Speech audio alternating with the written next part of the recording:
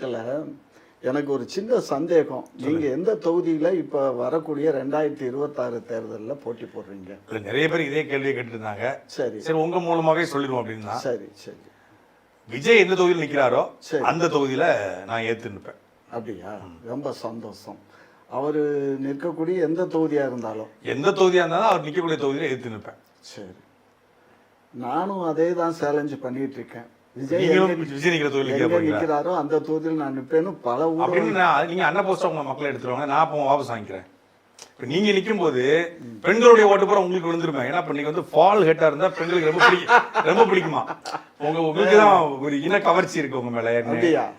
இன்ஸ்டாகிராம்ல எல்லா பெண்களும் உங்களுடைய டிபி தானே வச்சிருக்கு. அப்படியா? ஆமாமா, பூராமே அந்த மாதிரி தான் கேட்க நல்லா இருக்கு. காதுல தேன் வந்து பாயிற மாதிரி இருக்கு. இல்ல உங்களுடைய மீச வச்சிருந்தா கொஞ்சம் முடி இல்லாம இருந்தா பெண்களுக்கு ரொம்ப பிடிக்கும்.